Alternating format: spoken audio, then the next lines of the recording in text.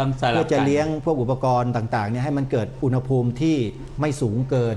ในการรักษาอุปกรณ์ด้วยใช่นั่นนี่คือเทคนิคในการทำงานโยมนะครับเพราะว่ามันมีห้องเครื่องส่งและมีห้องคอนโทรลห้องออกอากาศอย่างนี้ครับอาจารย์นะเราก็ต้องใช้แอร์เหมือนกันนะครับอาจารย์ฮะแล้วก็ในส่วนของศูนย์วิปัสสนาเองก็ในเรื่องของการค่าเช่าเวลาของศูนย์หนึ่งมินบุรีนี่แหละครับอาจารย์อันนี้จะพอสมควรทีเดียวอันนี้ก็ที่ผ่านมาก็เดือนละ 80,000 ครับอาจารย์ฮะแต่ตอนนี้ท่านผู้อำนวยการผู้จัดการท่านใหม่ท่านก็ลดลงมาเหลือ 70,000 ครับอาจารย์ลดมาให้10,000การร่วมทำบุญด้วยครับอาจารย์ครับดังนั้นก็ที่เราเคลียร์เรื่องของค่าน้ำค่าไฟที่ผ่านมานะครับอาจารย์นะฮะเราก็ได้ไปเคลียร์ไปแล้ว 200,000 กว่าบาทเพราะจริงๆแล้วมันก็ต้องเกือบ 600,000 ไม่อาจารย์เพราะมันรวมหลายสถานที่แล้วเราค้างเข้ามาหลายเดือนนะครับแล้วเราก็เอาไปจ่ายเขาแล้วก็ตอนนี้ก็บินใหม่มันก็เริ่มเข้ามาแล้วนะพอเราเคลียร์ในส่วนนั้นไปประมาณ200,000 กว่านะแบ่งเป็นค่าน้ำบ้างแบ่งค่าไฟบ้างเพื่อจะไม่ให้เขาตัดสัญญา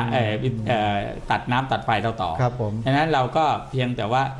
ช่วยประคองในช่วงระยะนี้เท่านั้นอาจารย์ครับพอเราผ่านเดือนมีนาได้ประเดี๋ยววันข้างหน้าเราก็จะฟื้นตัวได้ครับอาจารย์ฮะมีญาติโยมเข้ามาช่วยบ้างอะไรบ้างก็จะฟื้นตัวขึ้นมาครับเห็นได้ข่าวแว่วๆว่าศูนย์ปัสสนาจะจัดทอดผ้าป่าในเดือนมีนาคมนี้ก็ตั้งกำหนดไว้ก่อนคร่าวๆไว้ก่อนครับอาจารย์นะยังไม่ได้ยืนยันใช่ไหมก็เป็นการยืนยันด้วยความตั้งใจนี่แหละครับอาจารย์นะประมาณวันที่28 มีนาคม28 วันอาทิตย์ครับเป็นวันอาทิตย์ปลายเดือนครับปลายเดือนครับอาจารย์นะครับก็เป็นพระป่าเหมือนกันค่าน้ำค่าไฟแต่ว่าเราก็จะหาบางสิ่งบางอย่างเอามาไว้เป็นของกำนันของแจกญาติโยมนะครับอาจารย์นะส่วนใหญ่ก็จะเป็นเรื่องของผลอินทผลัมนะก็จะเตรียมไว้แจกญาติโยมครับแต่ว่าไม่ใช่สดเท่านั้นเองครับผมครับอาจารย์นะก็สรุปง่ายๆแล้วกันว่า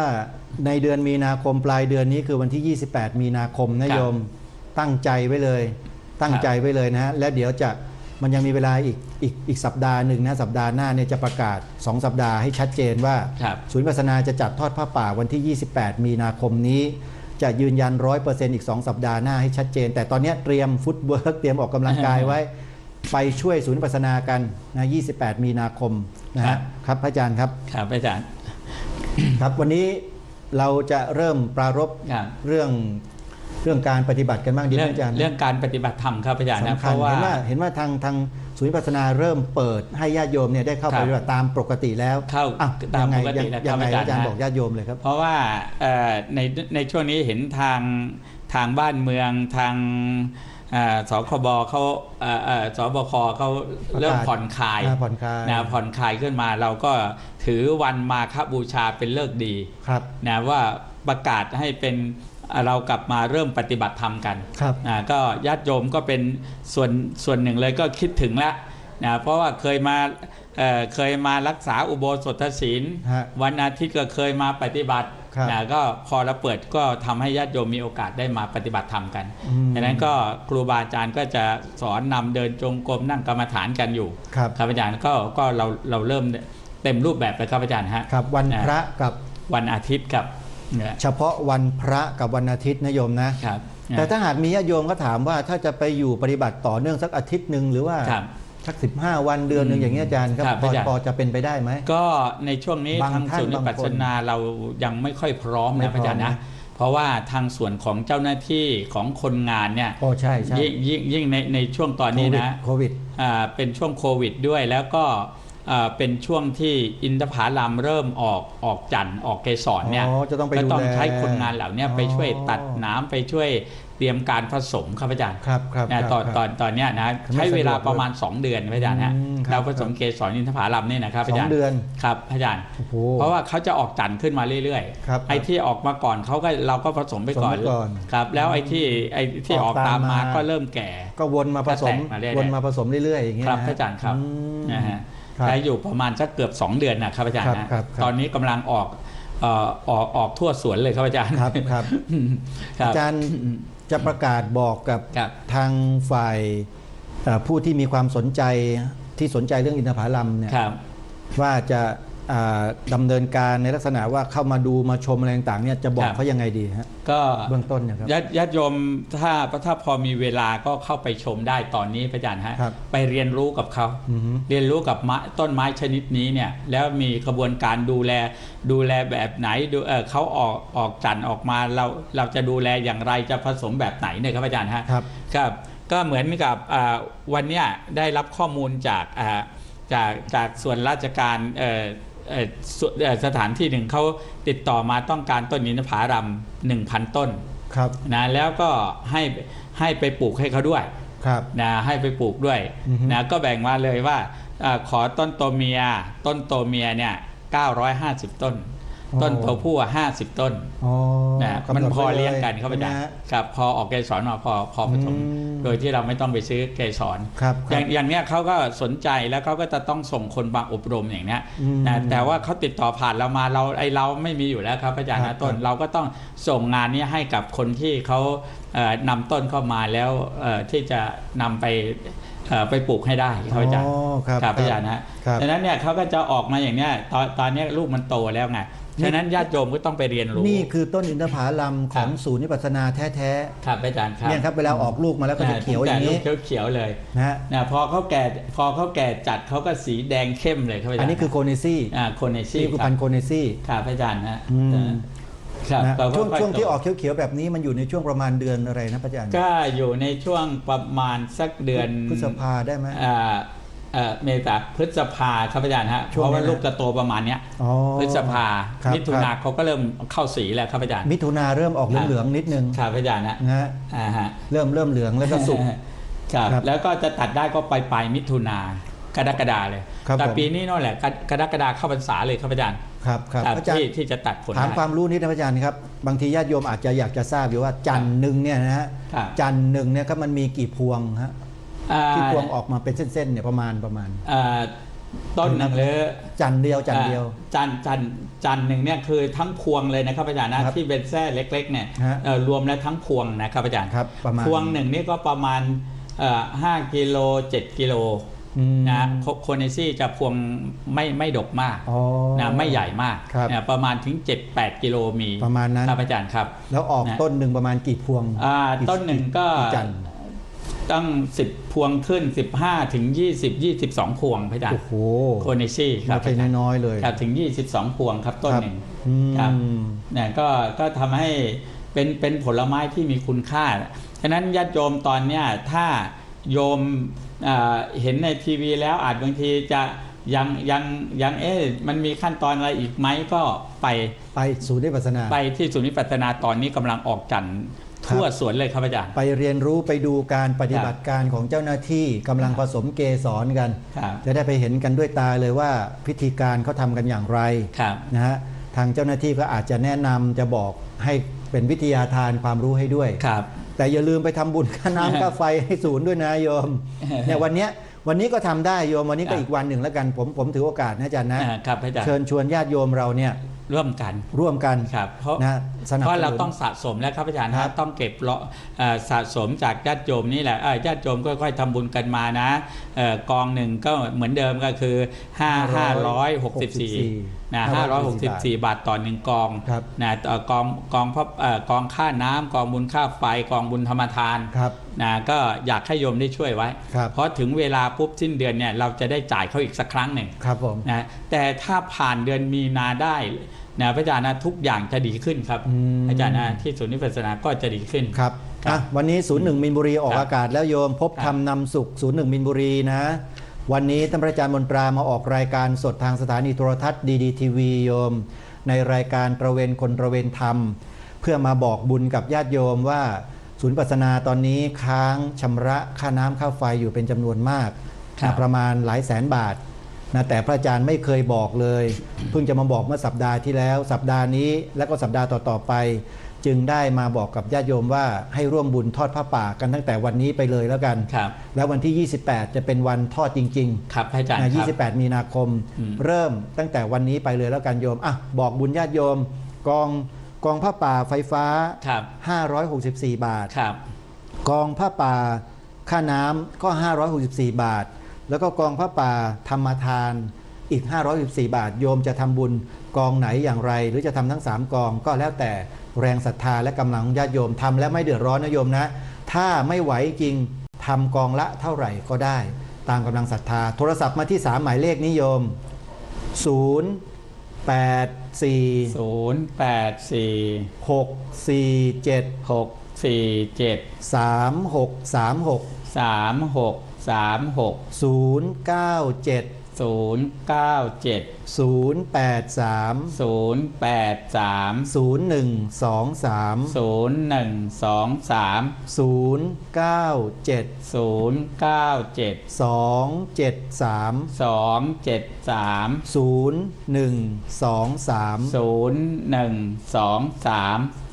คุณโยมเมื่อโยมตัดสินใจทำบุญโยมสามารถโอนปัจจัยเข้ามาทางบัญชีธนาคารได้เลยถ้าหากใครมีอินเทอร์เน็ตแบงกิ้งคือมีธนาคารมือถือทุกวันนี้เรียกกันง่ายๆแล้วกันนะฮะโยมก็โอนปัจจัยเข้ามาเลยแล้วก็โทรศัพท์แจ้งกับเจ้าหน้าที่ว่าได้โอนปัจจัยเข้ามาแล้วเท่านั้นเท่านี้เดี๋ยวทางเจ้าหน้าที่ก็ได้จดรายชื่อมาอ่านออกอากาศให้อนุโมทนาบุญกันนะโยมนะบัญชีธนาคารกรุงเทพสาขาลาดพร้าว101เลขบัญชี 021 021 719 719 2699 2699 ช่วยกันโยมช่วยกันนะศูนย์วิปัสสนา ครับ บอกบุญวันนี้ เพราะว่าวิกฤตโควิด -19 ได้รับผลกระทบอย่างรุนแรงพอสมควรทีเดียวถึงขนาดทางเจ้าหน้าที่มาตัดน้ำตัดไฟเนี่ยนะเมื่อตัดน้ำตัดไฟแล้วปัจจัยที่สำคัญเหล่านี้ไม่มีการดำเนินกิจการต่างๆ ก็ถือว่าได้ยุติลงเป็นปริยายเลยทีเดียว ครับ เพื่อต้องการให้นะการบำเพ็ญกองการกุศลต่างๆ ได้ดำเนินไปอย่างต่อเนื่อง ขอเชิญชวนศรัทธาสาธุชนนะโยมนะ ได้ร่วมกันบำเพ็ญกุศลทำบุญค่าน้ำค่าไฟให้กับศูนย์วิปัสสนาช่วงนี้กันนะมีความจำเป็นจริงๆ ถ้าไม่จำเป็นเนี่ยนะทางพระอาจารย์มนตราก็คงจะไม่มาบอกบุญเช่นนี้นะโยมนะเพราะว่าถือว่าทุกอย่างปกติ แต่นี่วิกฤตจริงๆประมาณ 6-7 เดือนที่ผ่านมาเนี่ยไม่เคยปริปากเลยจนกระทั่งถูกตัดน้ำตัดไฟไม่ไหวแล้วอาตมาภาพก็เลยขอโอกาสท่านพระอาจารย์ว่าจะขอพูดแทนท่านพระอาจารย์เองเพราะว่าท่านพระอาจารย์เองก็เกรงใจนะโยมนะแต่อาตมาไม่เกรงใจหรอกนะพูดให้กับครูบาอาจารย์นะโยมนะช่วยกันโยมคนละเล็กคนละน้อยคนละกอง2กองนะ3กองแล้วแต่เพื่อให้ศูนย์วิปัสสนาเดินต่อไปได้นะตามหมายเลขโทรศัพท์ที่ว่ามานี้นะฮะอนุโมทนาบุญกับคุณโยมยายเพ็ญศรีไทยสะเทือนกับคุณยายนวลจันดีพันธ์นะได้ถวายค่าน้ำค่าไฟแก่ศูนย์วิปัสสนานิมิตใหม่นะครับโดยมอบหมายให้คุณโยมพ่อสมานดีพันธ์เนี่ยเดินทางมานำปัจจัยมามอบไว้ให้ 2,000 บาทครับอาจารย์ สาธุ อนุโมทนาบุญกับคุณโยมทั้งสองด้วยนะฮะและคุณโยมยายเพ็ญศรีไทยสะเทือนกับคุณโยมยายนวลจันดีพันธ์ไม่ใช่แค่นั้นนะยังทำบุญให้กับดีดีทีวีมาด้วยนะครับวันนี้ทั้งสองท่านละ 1,500 บาทก็รวมเป็น 3,000 บาทครับ สาธุ และยังถวายเป็นค่าน้ำแก่สวนป่าสามัคคีธรรมด้วยครับ 1,000 บาท สาธุ อนุโมทนาบุญ ครับ นะโยมนะนี่ก็เป็นผู้ใจบุญอีกท่านหนึ่งนะครับญาติโยมอย่าช้านะโยมนะศูนย์วิปัสสนานิมิตใหม่นั้นไม่ใช่อาคารสถานที่ที่ญาติโยมหลายๆคนเข้าใจบางคนเข้าใจว่าสร้างทำไมใหญ่โตมันจะเกิดประโยชน์อะไร กิจกรรมอะไรก็ไม่ได้ใช้ไม่ได้ทำสักเท่าไหร่แต่หารู้ไหมว่าการสร้างขนาดใหญ่โตแบบนี้เวลามีงานแต่ละครั้งเนี่ยไม่พอให้คน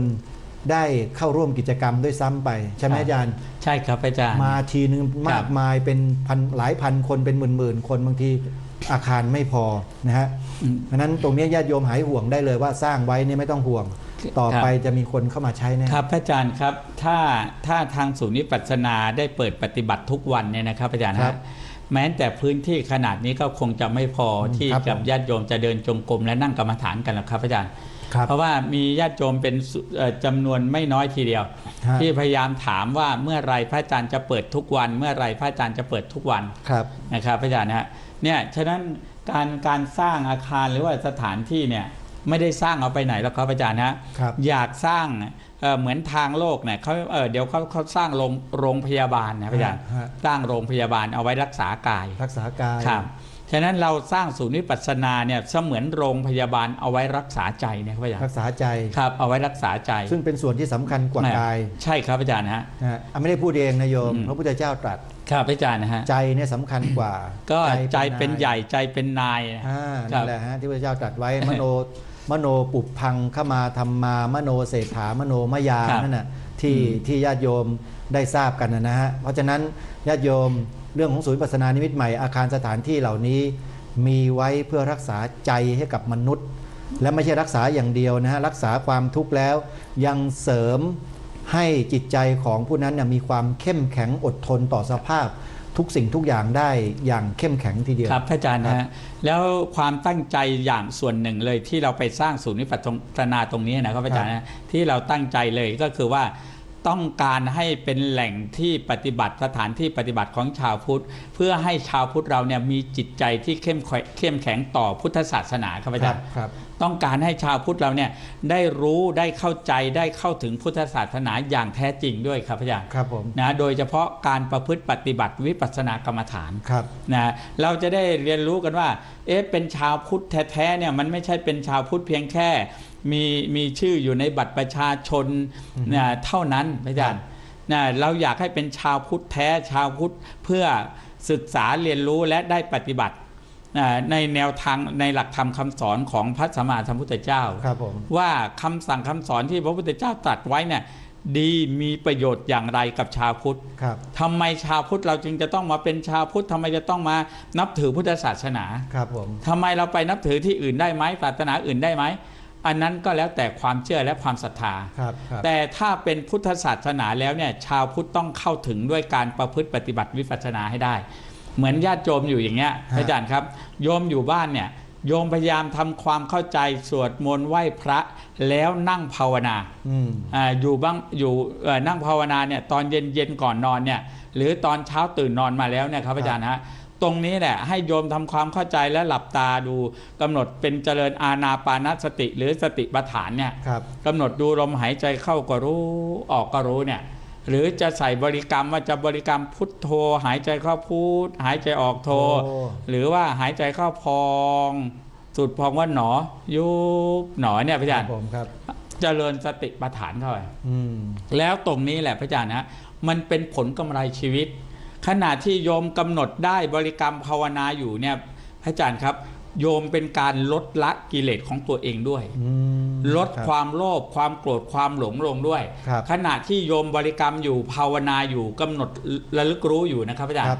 แต่ถ้าโยมไม่ได้ปฏิบัติเลยเนี่ยชาวพุทธเราไม่ได้ปฏิบัติไม่ภาวนาเลยเนี่ยมันเหมือนว่าเราเกิดมาแล้วเรามีทรัพย์มากองหนึ่งนะกองนั้นคือหมายอุปมาคือเรามีกิเลสมาเนี่ยนะกิเลส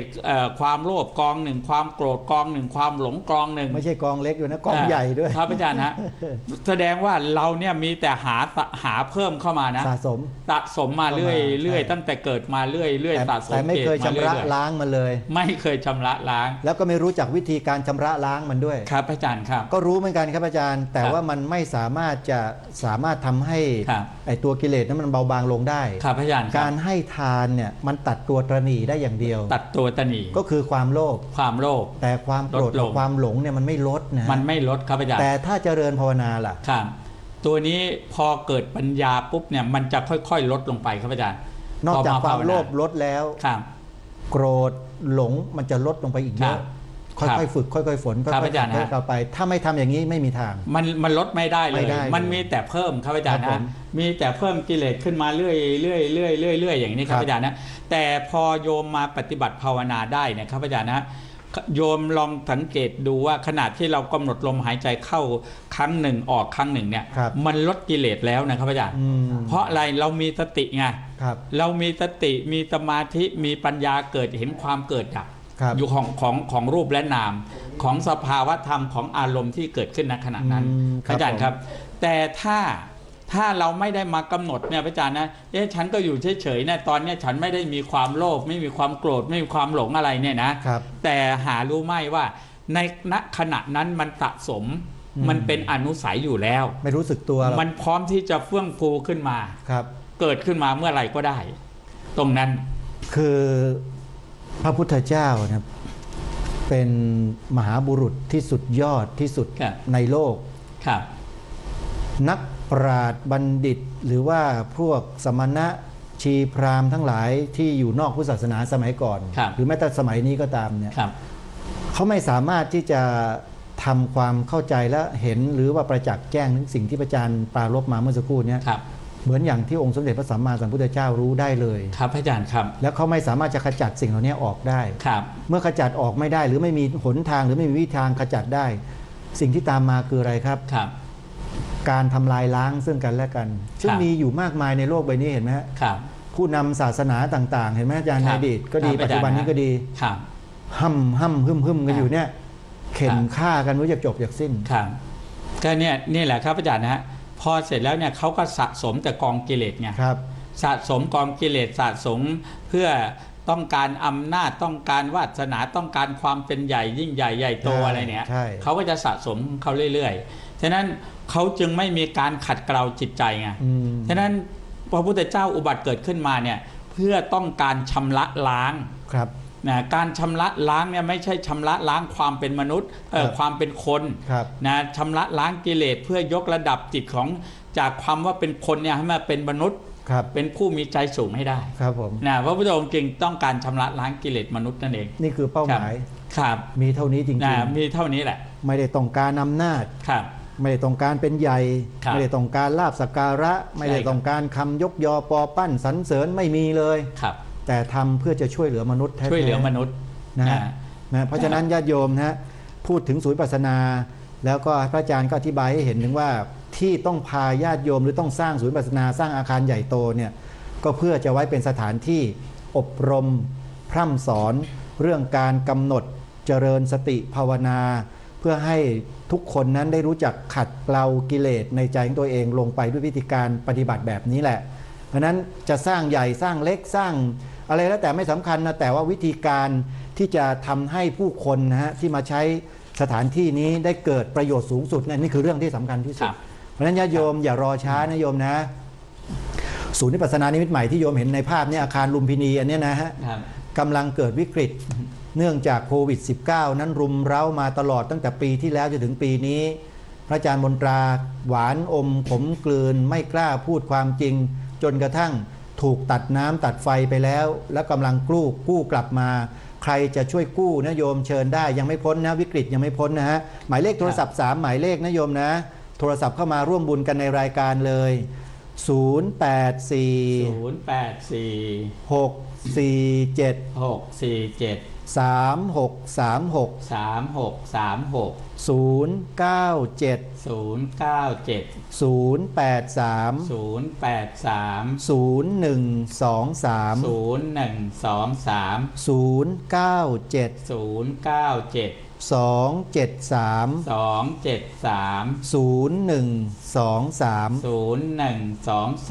ขออนุโมทนาบุญกับคุณโยมแม่กันหา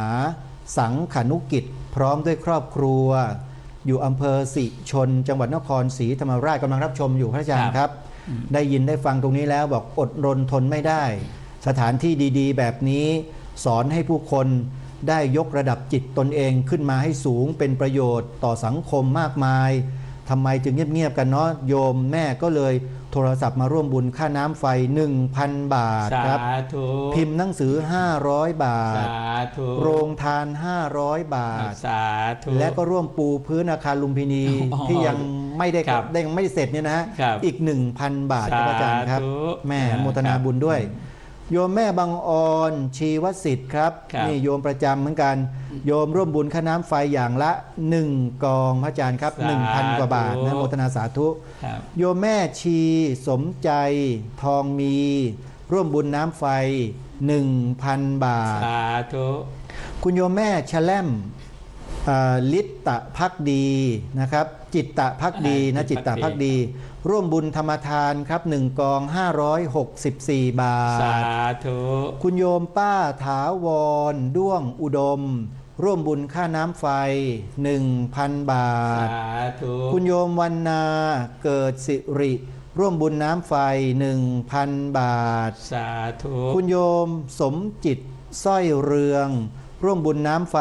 1,000 บาท สาธุ คุณโยมแม่เสวียนแก้วกุลบุตรนะฮะร่วมบุญ2 กองทุนครับอาจารย์ครับ ครับ บุญน้ำไฟ 1,000 บาท สาธุ พิมพ์หนังสืออีก 1,000 บา สา ท ธุ คุณโยมพ่อสนองคุณโยมแม่ศรีประภัย พิงขุนทศร่วมบุญค่าน้ำไฟ 1,000 บา สา ท ธุ คุณโยมยายบุญชูดวงวงศาจากบุรีรัมย์ครับร่วมบุญดีทีวีครับ 1,000 บาท สาธุโยม คุณโยมพ่อสนองกับแม่ศรีประภัยนี่ไม่ทราบว่าอยู่นครศรีธรรมราชนครราชสีมาโคราชหรือเปล่าเนาะนามสกุลพิงขุนทศเนี่ย 27-28 นี้ที่วัดป่าอุดมมงคลห้วยแถลงโยมจะจัดงานปลูกป่ากันนะอาตมาภาพก็จะไปร่วมบุญด้วยนะ ไปไหมโยมไปก็เชิญได้นะ อนุโมทนาบุญกับคุณโยมพ่อวันชัย คุณทิติมนสินทุอัดครับ นี่ก็โยมดีทีวีของเราเหมือนกัน ร่วมบุญน้ำไฟของศูนย์ครับ 2,000 บาท สาธุ คุณประสินทนีสินทุอัด 1,000 บาท สาธุ คุณวีรพลสินทุอัดร่วมกับคุณโยมเบญจวรรณสินทุอัดร่วมบุญน้ำไฟอีก 1,000 บาท สาธุ นี่เขาเรียกว่าทำบุญยกตระกูล เจริญรุ่งเรืองโยมนะสินทุอัดนะ คุณโยมสุรีพรแซ่โหลและครอบครัว นี่ก็เป็นชื่อที่ได้ยินประจำอยู่แล้ว ครับ ใจบุญตลอด ร่วมบุญน้ำไฟเพื่อมา 500 บาท สาธุ คุณแม่น้ำพึ่งติ่งคลองตันนะครับ ร่วมบุญน้ำไฟและธรรมทาน 300 บาทครับผม สาธุ ฟัง01มินบุรีช่วงเช้าครับ ครับ ได้คอมเมนต์มาด้วย อนุโมทนาบุญนะ ร้อยตำรวจโทเสถียรเครือผือ จากนครพนมดูอยู่ครับอาจารย์โทรมาจากนครพนมนะ ร่วมบุญ 1,000 บาท สาธุ คุณโยมยายเพ็ญศรีไทยสะเทือนพร้อมครอบครัว และคุณยายนวลจันดีพันธ์พร้อมครอบครัวครับ ร่วมบุญน้ำไฟเข้ามา 2,000 บาท สาธุสาธุสาธุญาติโยม อย่ารอช้า โอกาสที่เราจะกู้วิกฤตโควิด -19 ให้กับศูนย์ปัสนานิมิตใหม่มาถึงแล้วนะโยมนะ ครับ ตอนนี้อาตมาภาพกำลังเปิดโอกาส ให้ญาติโยมได้มีส่วนร่วมทำบุญค่าน้ำค่าไฟ เพื่อกู้วิกฤตให้กับศูนย์ปัสนานิมิตใหม่นะโยมนะกองทุนแต่ละกองทุนนั้นมีประโยชน์ทั้งในปัจจุบันและก็ในอนาคตนะโยม ครับ ช่วยกันครับพระอาจารย์ครับเมื่อสักครู่นี้ก็ได้ปรารภถึงอาคารลุมพินีหลังใหญ่ ครับ ที่มีญาติโยมเขาสงสัย ครับ พระอาจารย์ก็ชี้แจงไปแล้ว ครับพระอาจารย์ฮะ โรงพยาบาลรักษากาย ครับ แต่ศูนย์ปัสนานิมิตใหม่รักษาใจ ครับ ตรงนี้ ะ ให้ควบคู่กันไปในสังคม คือวัดทั่วประเทศเราเนี่ยจริงๆแล้วเป็นเสมือนโรงพยาบาล ครับ เพื่อรักษาใจ แล้วโรงพยาบาลรักษากายเนี่ยบางคนก็แทบจะบางคนเนี่ยทั้งอายุเนี่ยแทบจะไม่ป่วยเลยก็มี ครับผม นะพระอาจารย์นะไม่เจ็บไข้ได้ป่วยเลย ครับครับ นะพอป่วยปุ๊บตายเลย ครับ นะครับ มีอย่างนั้นก็มี อย่างนี้มี แต่โรงพยาบาลรักษาใจเนี่ยใจที่มันเจ็บป่วยแล้วเนี่ย ครับ แม้แต่วินาทีเดียวแทบจะหาไม่ได้เลยครับอาจารย์ อืม คนที่ไม่ป่วยเลยแม้แต่วินาทีเดียว ไม่มี แทบจะไม่มีเลยพระอาจารย์ ใจป่วย ครับคือใจป่วย แล้วโรคของใจก็คือเนี่ยความโลภความโกรธความหลงเนี่ยความอิจฉาริษยาเนี่ย อาฆาตพยาบาท นี่แหละครับอาจารย์นะ โรคใจทั้งนั้น เนี่ยโรคใจทั้งนั้นเลย ฉะนั้นถ้าที่เราเห็นสังคมมันสังคมคนหัวร้อนเนี่ยพวกนี้ป่วยทั้งนั้น ป่วย เราทะเลาะเบาะแว้งกันสามีภรรยาลูกทุบตีพ่อแม่เห็นฆ่าพ่อแม่เหล่านี้ยาบ้ายาเสพติดเต็มบ้านเต็มเมืองเหล่านี้ครับอาจารย์นะเนี่ยครูบาอาจารย์นักเรียนครูบาอาจารย์เนี่ยลวนลามนักเรียนนักศึกษาเหล่านี้ ครับ พวกนี้โรคทางใจทั้งนั้นครับอาจารย์ ป่วยทางใจ คนป่วยทางใจทั้งนั้น ครับผม นะเหมือนโยมเนี่ยอยู่บ้านเนี่ยเดี๋ยวโกรธเดี๋ยวห่วงเ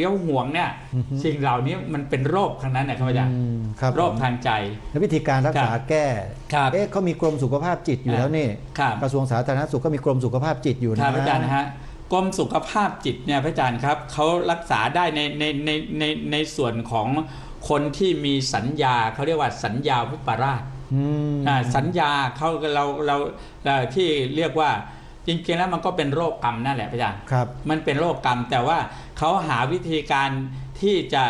ประเล้าประโลมใจ ใช่ประเล้าประโลมเพื่อจะกล่อมรักษาจิตใจได้บ้าง ครับ แต่บอกว่ารักษาถูกจุดไหม ครับ รักษาถูกที่ไหม ฮะ ไม่ถูกครับอาจารย์ฮะ อืม เพราะว่าอะไร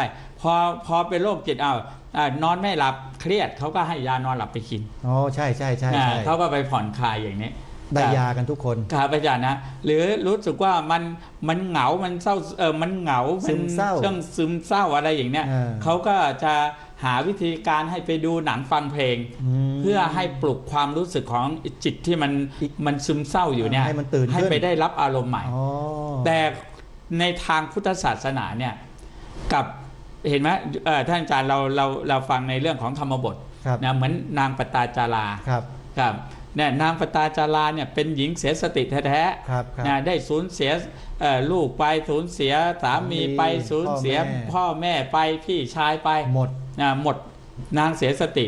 นะจนกระทั่งพระพุทธองค์มาให้ธรรมะให้สติเท่านั้น ครับ สตินั้นคืนกลับมา ม อย่างเนี้ย ครับ ฉะนั้นคนบ้ากลับมาเป็นคนดีได้ หรือว่าคนโหดร้ายกลับมาเป็นคนเมตตาได้ อืม ก็เพราะ คบผม ธรรมะนี่แหละอาจารย์ ครับครับ นะธรรมะพระธรรมคำสอนของพระพุทธองค์เนี่ย ครับ ครับ อุปมาอย่างนี้ได้ไหมพระอาจาร ครั ย์ บ ฮะเหมือนกับเรือลำหนึ่งนะครับ มันรั่ว ครับ น้ำมันก็เข้าอยู่ตลอด ใช่ครับ พายไปน้ำเข้ามันก็จะจม ครับ ก็วิทน้ำสักทีหนึ่ง ครับ เสร็จแล้ววิทน้ำหมดแล้วเรือมันแล่นไปอีกมันยังรั่วอยู่อ่ะ ถ้ายังรั่วอยู่ ใช่ไหมฮะ ครับ แทนที่จะแก้ปัญหาที่รูรั่วแล้วมันจบ ครับ แต่ ครับ ไม่อ่ะ ครับ นะหมอบางคนพยาบาลบางคนหรือใครบางคนที่ว่าเนี่ยนะสมมุติเฉยๆเปรียบเทียบให้ฟังเฉยๆคือแก้ได้เฉพาะวักน้ำออกหรือวิทน้ำออกเท่านั้นเอง ใช่ครับอาจาร แต่ ย์ครับ อุดไม่ได้อุดที่รูรั่ว ตรงนี้แหละครับ เพราะเขาไม่เข้าใจ ครับ แต่ว่าในหลักของพุทธศาสนาเนี่ยคืออุดที่รูนั่นเลย คืออุดที่รูเลย ครับผม ครับอาจารย์ฮะพออุดที่รูแล้วเนี่ย ครับ นะพออุดรูแล้วเนี่ยอาจารย์ครับทางด้านจิตใจดีเสร็จแล้วเนี่ย ฮะ นะถ้าจิตใจดีแล้วเนี่ยคือในภาษาหลักธรรมในทางพุทธศาสนาและครูบาอาจารย์พูดอยู่เสมอก็คือว่าขณะที่กายป่วยแต่ใจไม่ป่วย เพราะเราอุดถูกที่ ฮะ นะอุดถูกรู ครับ ที่รูเนี่ยไม่ให้น้ำซึมไม่ให้น้ำเข้ามาในลำเรือแต่ได้จะไปถึงไหนก็ไปได้ อืม ครับอาจารย์ ครั นะ บครับ ฉะนั้นเราอุดถูกที่แล้ว เรื่องอ่ะแล่นไปจนกระทั่งเรือผุอ่ะ ครับ น้ำก็ไม่เข้า ครับ นั่นคือกายมันหมดสภาพ ครับ แต่สภาพของจิต สภาพจิตดีตลอด ยังดีอยู่ตลอด ครับอาจารย์นะแล้วสภาพจิตเนี่ยที่ได้รับผ่านการอุดดีแล้วหมายถึงว่าได้รับการอบรม ฝึกฝน ได้รับ อบรม การฝึกมาดีปฏิบัติมาดีนะตามหลักธรรมคำสอนได้ดีแล้วเนี่ยนะครับอาจารย์นะแล้วประโยชน์เนี่ยเขาจะดีไม่ใช่ดีแค่แค่ในมนุษย์สมบัติเท่านั้นนะพระอาจารย์ คือยังไงครับอาจารย์ ประโยชน์ของเขาเนี่ยที่ได้รับการฝึกไว้เนี่ย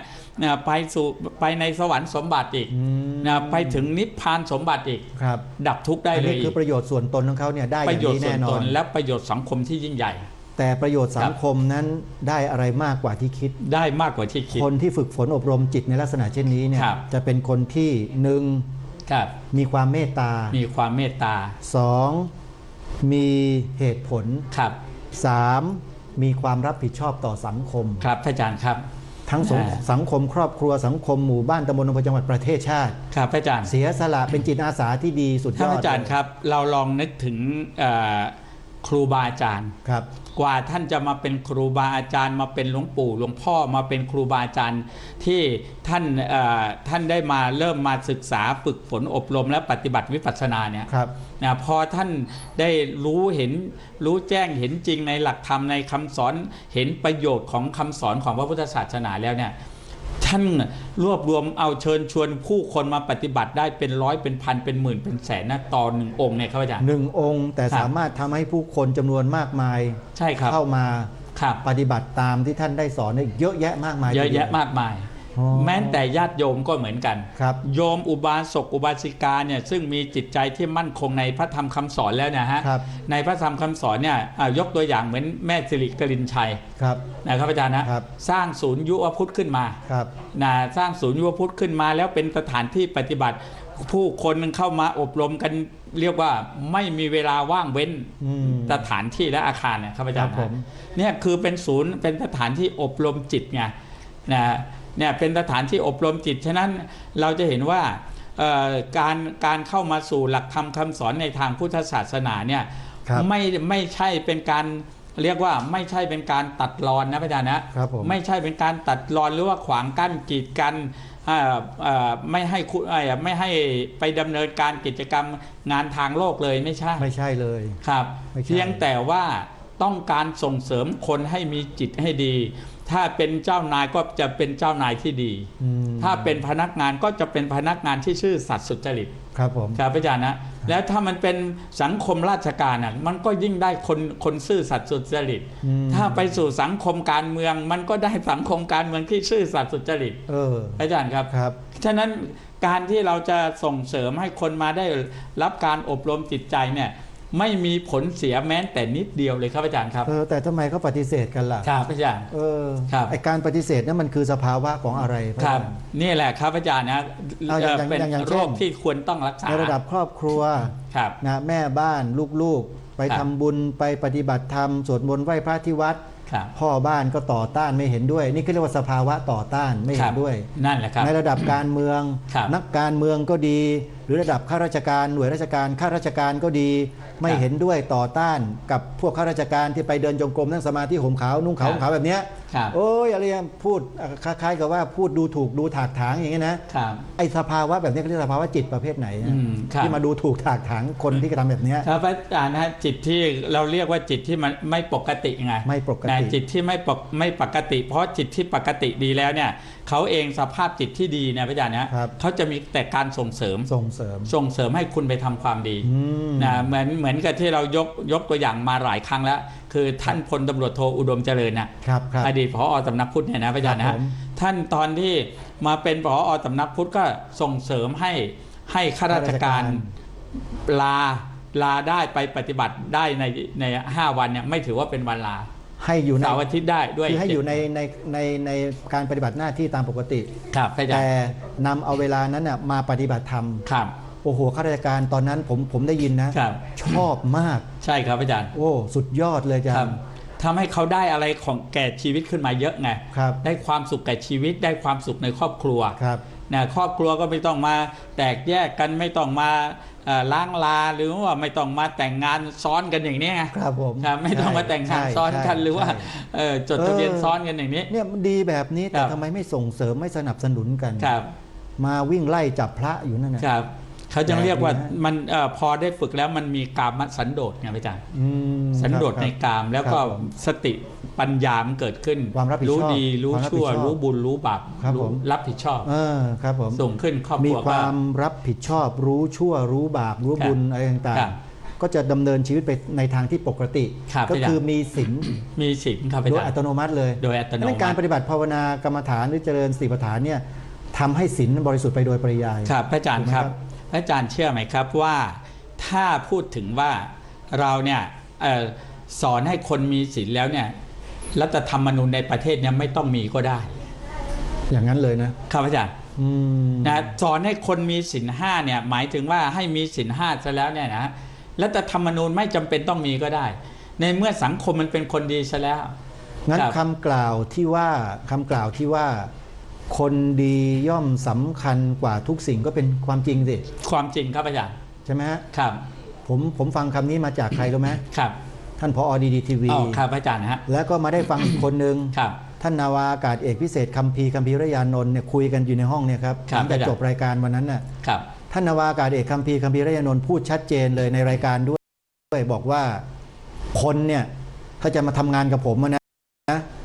ผมขออันดับแรกเลยขอให้เป็นคนดีพอ ครับ คุณจะเก่งไม่เก่งไม่ว่า ครับ แต่ขออย่างเดียวคุณเป็นคนดี ครับ แต่ถ้าคุณไม่ดีคุณไม่ต้องมา ครับ แปลว่าคนดีเนี่ยย่อมสำคัญกว่าทุกสิ่ง ครับ จริ อาง จารย์ฮะ คุณดีเป็นคนดีแต่คุณไม่เก่งฝึกฝนได้ ใช่ครับ ถูกไหมครับ ใช่ครับ แต่ถ้าคุณเป็นคนเก่งแต่เป็นคนไม่ดี ครับ ให้คุณไปทำงานที่ไหนก็ฉิบหายที่นั่นเพราะคุณ ครั ไม่ บ มี อา ค จาร วาม ย์ ดีอยู่ไม่มีดีอะไรเลย พระพุทธเจ้าจึงวางหลักมาตรฐานของคนดีไว้ไงพระอาจารย์ ครับ นะจึงวางมาตรฐานของคนดีเลยว่าคนดีจริง ๆ คือมีแค่ศีลห้าเท่านั้นเอง ครับผม นี่คือมาตรฐานสูงสุด คือปฏิบัติศีลห้าได้ ทั่วโลกยอมรับ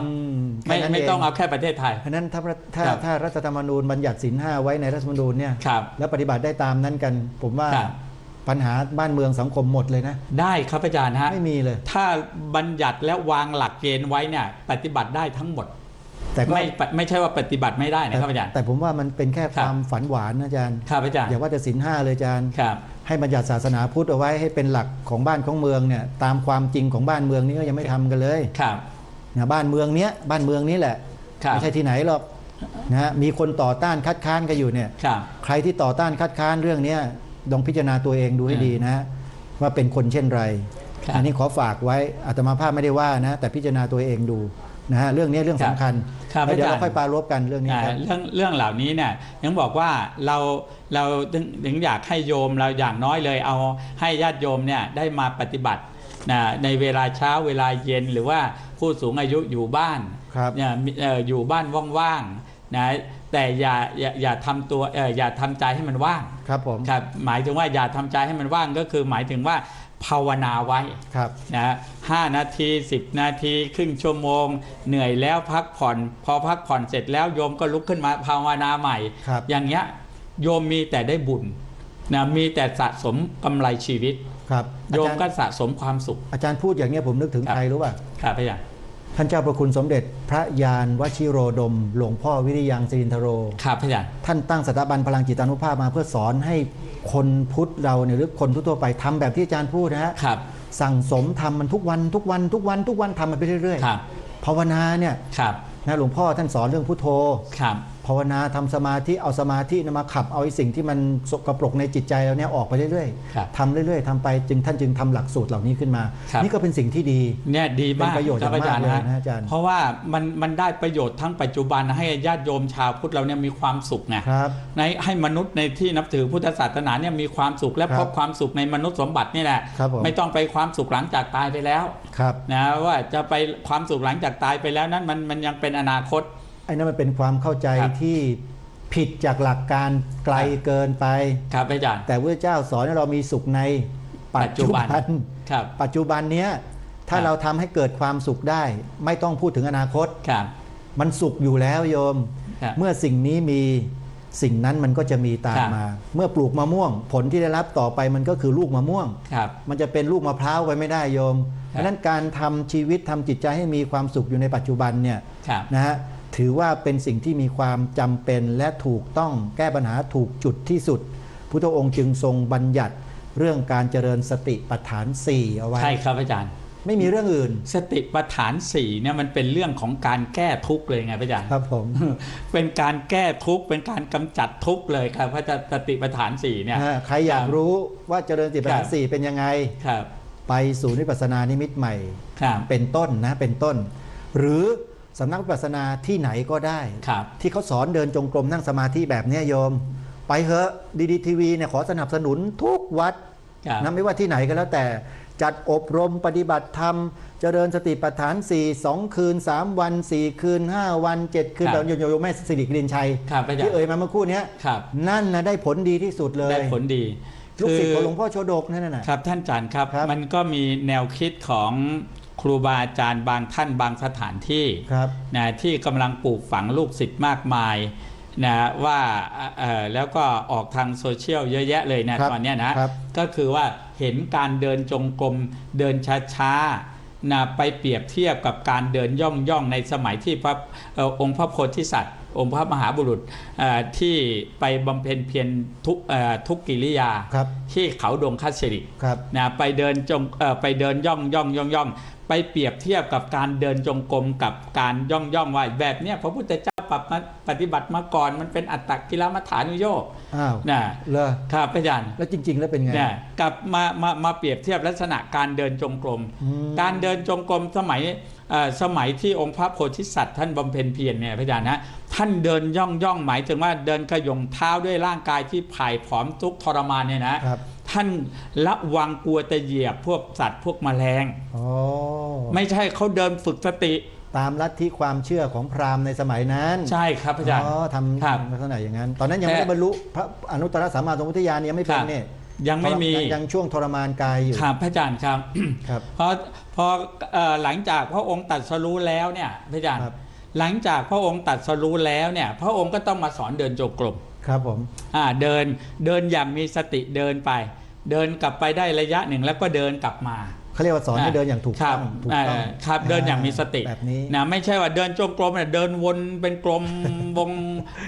ครับ ล้อวงกลมไม่ใช่ ไม่ใช่เดินเล่นนะ คือเดินกลับไปกลับมาเดินอย่างมีสติ ขณะยกขณะย่างขณะเหยียบขณะยกขณะย่างขณะเหยียบให้มีสติ ฝึกสติ ฉะนั้นการเดินจงกรมทุกครั้งเนี่ยคือการฝึกสติ ครับผม ฉะนั้นพอเราฝึกสติได้ดีแล้วเนี่ยครับอาจารย์นะครับ เราจะลุกเดินไปไหนก่อนที่เราจะลุกเราก็กำหนดความรู้สึกสติสัมผัสรู้ ครับ จะลุกขึ้นลุกยืนขึ้นมีสติรู้ เท้าก้าวไปก็มีสติรู้ ครับ จะยกจะย่างจะก้าวก็มีสติรู้ ก็เป็นการเดินจงกรมเดินอย่างมีสติครับอาจารย์ พระอาจารย์ถามนิดนึงบางคนอาจจะสงสัยการเดินอย่างมีสติอย่างที่พระอาจารย์ว่าเนี่ย ครับ มันจะเกิดสมาธิหรือ ครับอาจารย์ เกิดไหม ก็อย่างน้อยสติตัวนี้เป็นคณิกะสมาธิเบื้องต้นเลยครับอาจารย์ ครับ เพราะว่าพอเรายืนขึ้นมาสติเนี่ยเกิดมาจิตเราไม่ได้วอกแวกไปไหนแล้ว ครับ ตัวเนี้ยมันได้ทั้งสติทั้งสมาธิแล้วอาจารย์ได้ทั้งปัญญาด้วย อ๋อครบเลย ครับอาจารย์นะขณะที่เรายืนอยู่เนี่ยเราเอาสติย่างออกไปเหยียบลงไปกับพื้นเนี่ยขณะขณะยกขึ้นมาย่างออกไปเนี่ยเรามีสติสัมผัสเคลื่อนไป แล้วเหยียบสัมผัสเย็นร้อนอ่อนแข็งเรารู้แล้วเนี่ยสติสมาธิปัญญาเกิดแล้วทันปัจจุบันมีอานิสงส์เสมือนนั่งภาวนากำหนดลมหายใจเข้ารู้ออกรู้ แล้วฮะ ครับ ก็แปลว่าได้สมาธิดิฮะได้สมาธิครับอาจารย์เหมือนกันใช่ไหมครับฉะนั้นพระอรหันต์สมัยก่อนเนี่ยในสมัยที่พระพุทธองค์ทรงมีพระชนชีพนะให้บุคคลทั้งหลายเนี่ยให้ภิกษุไปบางองค์เนี่ยภิกษุณีบางองค์เนี่ยภิกษุบางรูปเนี่ยสำเร็จพระอรหันต์ในขณะยืนก็มีในขณะเดินก็มี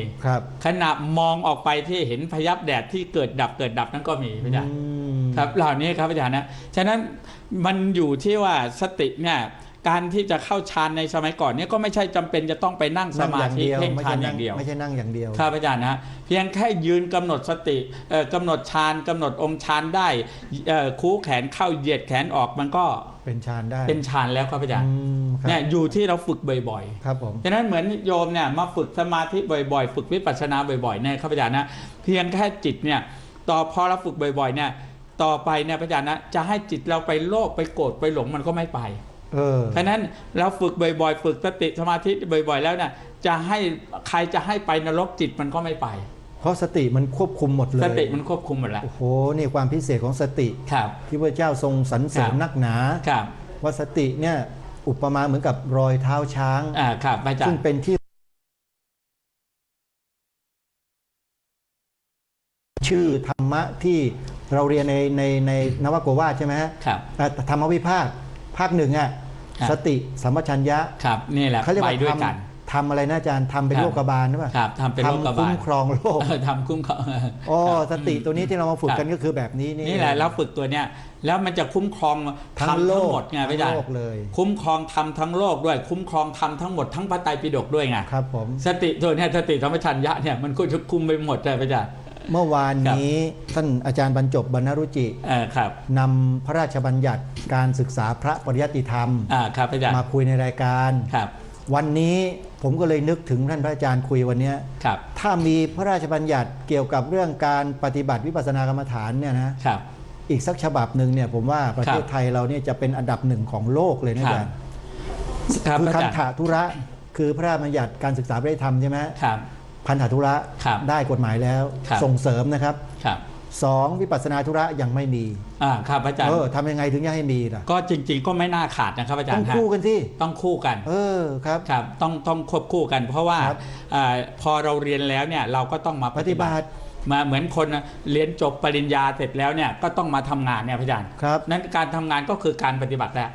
นะคือเรียนจบแล้วอ่ะฉะนั้นการเราเรียนปริยัติเนี่ยปริยัติและปฏิบัติของทางพุทธศาสนาเนี่ยต้องไปคู่กันครับอาจารย์ครับนะไม่ใช่ว่าวันนี้ฉันฟังธรรมะก่อนฉันยังไม่ต้องพิจารณาธรรมก็ไม่ใช่อาจารย์ฉะนั้นการฟังธรรมะการเรียนปริยัติเนี่ยจะนั่งเรียนในห้องเรียนหรือว่าจะเรียนในทางวิทยุที่ไหนก็ตามก็ได้ก็เป็นการปฏิบัติไปในตัวโยมฟังธรรมะไปด้วยพิจารณาไปด้วยภาวนาไปด้วยถ้าไม่งั้นในสมัยพุทธกาลเนี่ยเพียงแค่ฟังธรรมกันเดียวก็สามารถเป็น สำเร็จเป็นพระอรหันต์ก็ได้ เป็น พระ บุคคล อนาคามีก็ได้ ครับ สกัดทาคาเป็นพระโสดาบันก็ได้ เพราะนั้นบรรลุขณะฟังก็ได้ ขณะนั้นแหละขณะฟังนั่นแหละเขา ครับ พิจารณาไปด้วย อืม ครับอาจารย์นะฮะ อ่ะญาติ ฉะนั้น โยม ธรรมะของพระพุทธองค์เนี่ยปฏิบัติได้ตลอดเวลาครับอา ค จา รั ร บ ย์ เพราะฉะนั้นศูนย์วิปัสสนานิมิตใหม่หรือว่าสำนักวิปัสสนากรรมฐานสำนักปฏิบัติธรรมทั้งหลายที่อุบัติขึ้นเกิดขึ้นในสังคมไทยเราเนี่ยโยม นั่นแหละคือสถานที่รักษาใจของมนุษย์ของคนเรา เพราะว่าถ้าเราไม่มีสำนักเหล่านี้ไม่มีวัดวาอารามในพระพุทธศาสนานะโยมนะอาตมาภาพคิดว่าศาสนาพุทธเราคงจะยั่งยืนมาถึงวันนี้ไม่ได้ ครับ หรือจะมีวัดทั่วประเทศมีวัดมากมายเป็นหมื่นหลายหมื่นวัด แต่ถ้าหากวัดไม่ส่งเสริมการศึกษาและปฏิบัติในทางพระพุทธศาสนา วัดนั้นก็จะอยู่ไม่ได้เหมือนกั ครับ น อาจารย์ เพราะว่าประชาชนทุกวันนี้ไม่ได้ถูกปิดหูปิดตาเหมือนก่อนแล้วโยม สื่อโซเชียลเน็ตเวิร์กทุกคนมีหมดแล้ว ครับ ได้รู้ได้ยินได้เห็นได้ฟังในสิ่งต่างๆเนี่ยก็สามารถที่จะทำความเข้าใจถึงอะไรถูกอะไรผิดได้ง่าย ครับ เพราะฉะนั้นญาติโยมเดี๋ยวนี้รู้แล้วครับ ใครที่เป็นเจ้าอาวาสเป็นเจ้าสำนักทั้งหลายทั้งปวงนั้นก็ถ้าไม่ส่งเสริมเรื่องนี้นะครับ ต่อไปท่านจะอยู่กันลำบากนะครับ ผมบอกไว้ก่อนนะฮะฝากด้วย เพราะฉะนั้นญาติโยมสาธุชนนะศูนย์วิปัสสนาต่างๆ วัดวาอารามต่างๆ ที่ส่งเสริมการศึกษาปริยัติธรรม ไม่ว่าจะเป็นแผนกบาลี แผนกนักธรรม แล้วก็โรงเรียนปริยัติสามัญก็ดี อีกอันหนึงนะฮะก็คือโรงเรียนพระอภิธรรม อันนี้ก็สำคัญนะพระอาจารย์ สำคัญมาก น่าจะผนวกเข้าไปด้วยนะครับ ครับ เรื่องพระอภิธรรมเนี่ยฮะเนี่ยแล้วหรือจะเรียนบาลีใหญ่ก็เหมือนกันน่าจะผนวกเข้าไปด้วย พวกเนี้ย ครับ ควรที่จะส่งเสริมสนับสนุนให้เต็มที่ ครับ แต่ถ้าวัดไหนทำอะไรที่มันไม่สอดคล้องกับเนื่องแนวการประพฤติปฏิบัติ ในทางหลักการที่ถูกต้องเนี่ยโยมต้องพิจารณาให้ดี ครับ พยายามพิจารณาให้ดีแล้วก็ตัดสินใจ ถ้ายังพอมีประโยชน์อยู่บ้าง ก็ส่งเสริมกันไป แต่ถ้าโรงเรียนปริยัติหรือสำนักปฏิบัตินิยมไม่ต้องสงสัยนะ ส่งเสริมกันเข้าไปเถอะที่ทำงานเผยแผ่พระศาสนาทั้งปริยัติปฏิบัติต่างๆ เหล่านี้ก็ช่วยๆกันโยมครับอาจารย์เดี๋ยวขออนุโมทนาบุญกับญาติโยมอีกรอบหนึ่งนะญาติโยมท่านที่จะร่วมบุญสนับสนุนค่าน้ำค่าไฟให้กับศูนย์ปัสนาเพื่อปลดวิกฤตโควิด -19 ให้กับศูนย์ปัสนานิมิตใหม่ตามที่ได้ประกาศไปนั้น ก็สามารถโทรศัพท์เข้ามาได้ที่3หมายเลขที่ขึ้นอยู่ที่ด้านล่างของจอขณะนี้นะฮะ084 084 647 647 3636 3636 097 097 083 083 0123 0123 097 097 273 273 0123 0123 สำหรับท่านที่จะโอนปัจจัยเข้าบัญชีของศูนย์ปัสนานิมิตใหม่โยมสามารถโอนปัจจัยเข้ามาที่ธนาคารกรุงเทพสาขาลาดพร้าว 101 เลขบัญชี 021 021 719 719